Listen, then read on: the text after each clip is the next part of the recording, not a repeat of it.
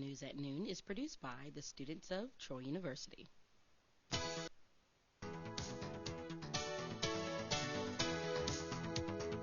From the campus of Troy University, this is TrojanVision News at Noon. Hello and welcome to TrojanVision News at Noon for Wednesday, November 19th, 2008. I'm Sean Sporman. Thank you for joining us today. Well, it's been about 2 months since the official opening of the Johnson Center for the Arts, and now that their first major exhibit has concluded, Mackenzie Hicks finds out what will be next for the center. The walls of the Johnson Center are now bare from where the artwork of Andy Warhol once hung. Next up for the Johnson Center will be something a little more festive.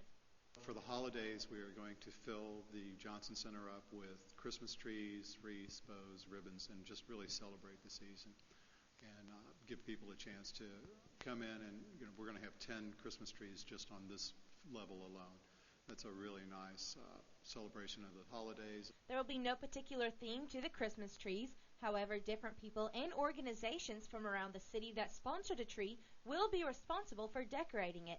And Metzger says you might even find a Budweiser tree. We kind of toyed with the idea of a theme, but with this being our first year, we kind of just wanted to leave it open and let the folks that are going to decorate it just have fun with it. International students are going to decorate a tree for the Confucius Institute. Donald Horn from Horn Beverage has sponsored a tree, and so we might see a Budweiser tree.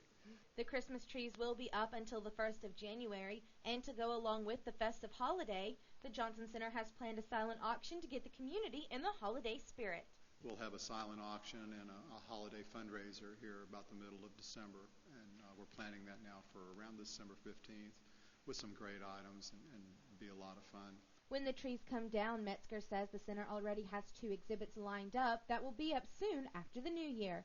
Mackenzie Hicks, TrojanVision News.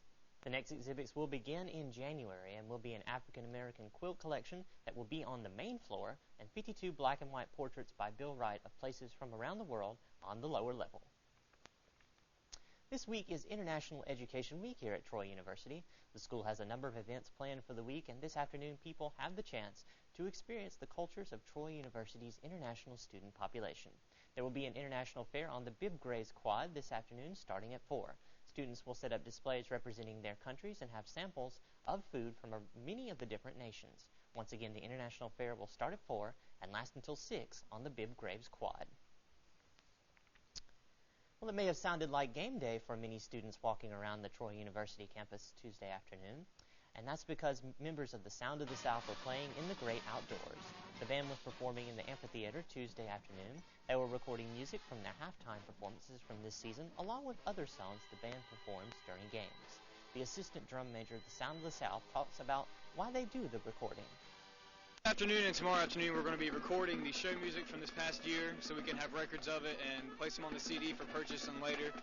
And if anyone ever needed to get a copy of the music or anything like that, we would have it ready and available for anyone's use.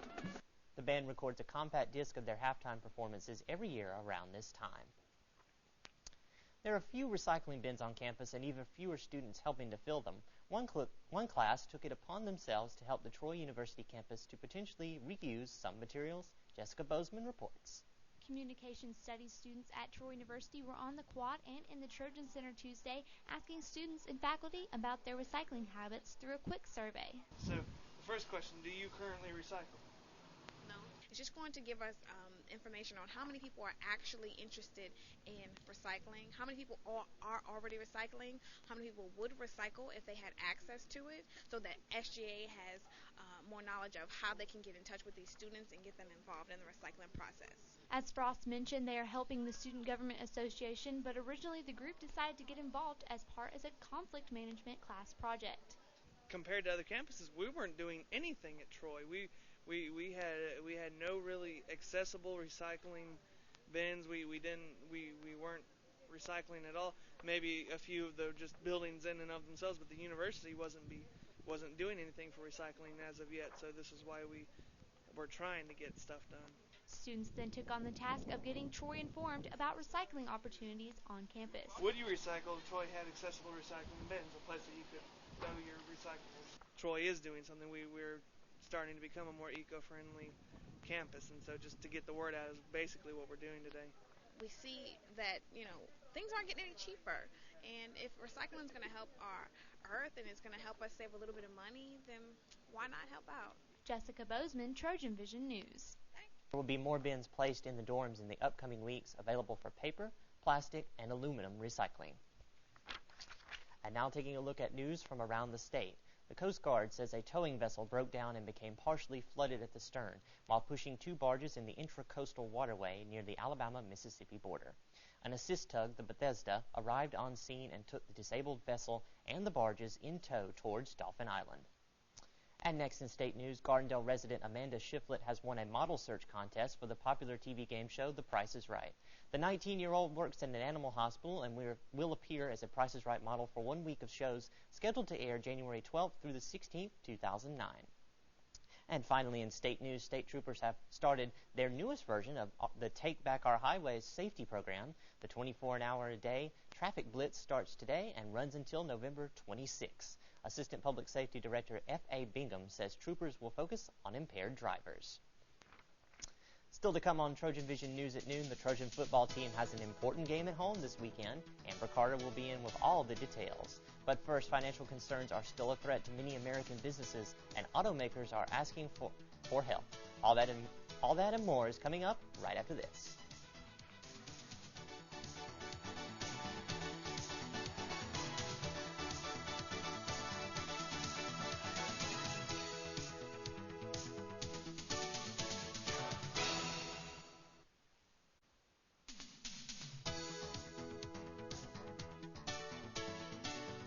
You're watching the award-winning Trojan Vision News at noon. Welcome back. Thank you for staying with us. The chief executives of the big 3 automakers arrived on Capitol Hill ready to plead with lawmakers for more money. They say that if they don't get double the amount of funds already set aside for them, at least one of the country's major automakers could collapse by the end of the year. Susan Roberts reports from Washington. And now I'm joined with Amber Carter for sports. So Amber, last weekend Troy suffered a heartbreaking loss to ranked team LSU, but of course they've got one more game to look forward to coming up this weekend. We certainly do. We're playing Louisiana Lafayette, but I'm pretty sure everybody would like to know what happened, so I'll talk about that right now. So as you can see, Sean, we have a lot to look forward to, and hopefully the Trojans can regain their focus and get back in the game. I'm sure all the Trojan fans are hoping for a positive outcome in all the upcoming events this weekend. Well, coming up on Trojan Vision News at noon, wildfires in California continue to rage. We have an update from the West Coast. Plus, a hard freeze struck the area overnight. Are warmer temperatures anywhere in sight? Meg Smith will have the answer coming up after the break, so don't go away.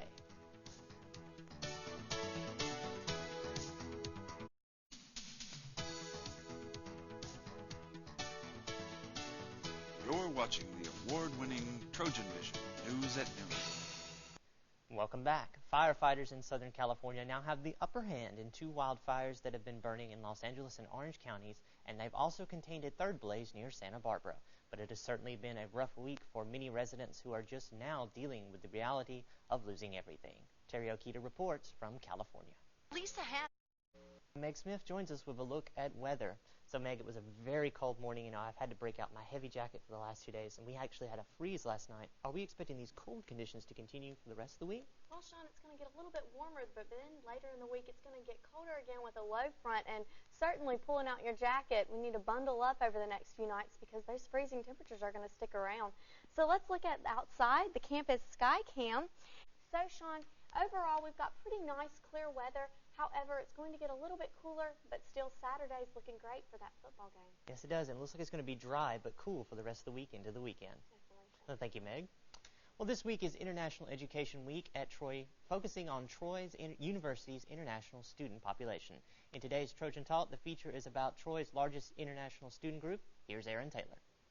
Hello. Amber Carter with sports, Meg Smith with weather, and all of our broadcast crew here at the Trojan Vision Studios. Thank you for joining us. Tune in tonight at 5 for all the latest developments. Have a great afternoon.